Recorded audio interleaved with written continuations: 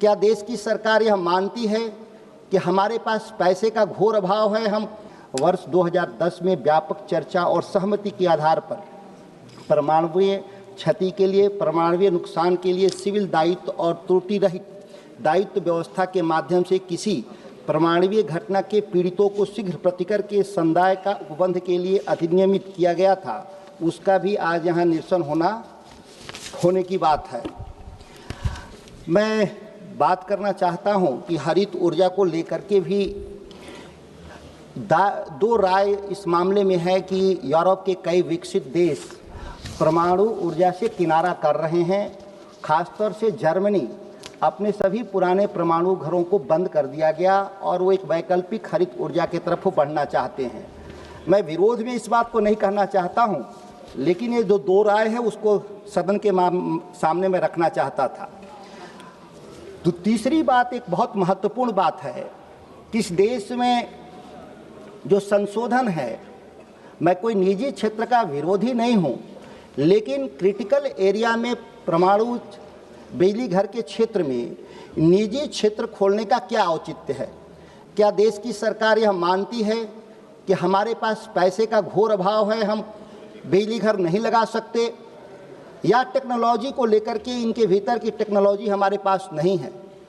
इसलिए मैं इस बात को चर्चा करना चाहता हूं कि एनटीपीसी इस देश में 54,000 मेगावाट बिजली कोयला के माध्यम से पैदा करने के लिए सरकार के पास पैसे हैं, तो आखिर परमाणु बिजली पैदा करने के लिए जो पहले से 8880 मेगावाट जो जनरेट हो रहा है, क्यों नहीं भारत सरकार उनका बजट बढ़ाने का काम किया और सरकारी क्षेत्र में बिजली घर लगाने का काम किया? बिहार में प्रस्तावित रजौली परमाणु बिजली घर पिछले 20 साल से, 2 दशक से आज तक उस पर एक ईंट नहीं रखा गया। ये प्रस्तावित, क्या सरकार को कौन चीज़ ऐसा रोक रहा था इस काम को करने के लिए? जब 8 से 9 हज़ार मेगावाट बिजली पैदा करने के लिए जब देश का कानून आपको रोक नहीं रहा था, तो फिर रजौली में बिजली घर लगाने से कैसे रुका? अगर पैसे का अभाव था तो इस देश में कोयला आधारित बिजली घर और पन बिजली घर कैसे लग रहे थे?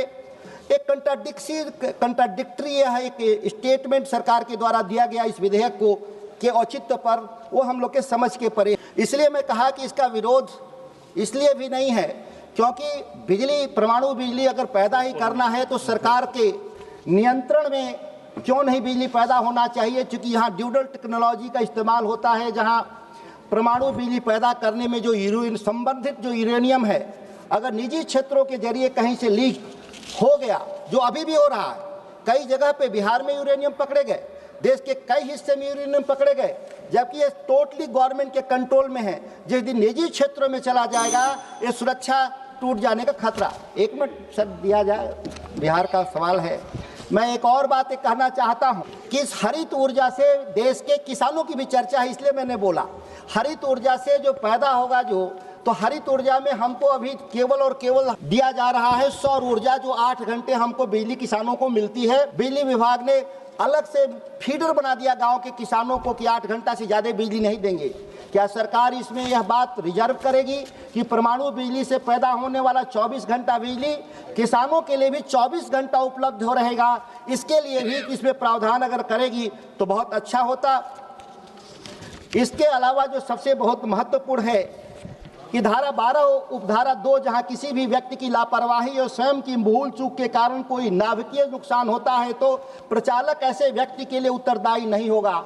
ये बहुत ही चिंतनीय विषय है कि कोई दुर्घटना हो जाएगा वो मानवीय चूक से, तो उसके आधार पर कंपनसेशन नहीं मिलेगा। ये बहुत अच्छी बात तो नहीं कह सकते। समाप्त कीजिए प्लीज। एक मिनट सर। धारा 13(3) भारत सरकार अतिरिक्त पूर्ति करेगी, जबकि यह इसका मुनाफा निजी क्षेत्र को जाएगा, तो क्यों नहीं यह प्रतिपूर्ति केवल निजी क्षेत्र करेगा, सरकार क्यों करे? क्योंकि मुनाफा तो प्राइवेट सेक्टर को जाना है। इसमें विदेशी आपूर्तिकर्ताओं को नाभिकीय चूक पर कोई भी जुर्माना नहीं देना होगा, छूट दे दिया गया जो 2010 के कानून में था। धन्यवाद जी, धन्यवाद।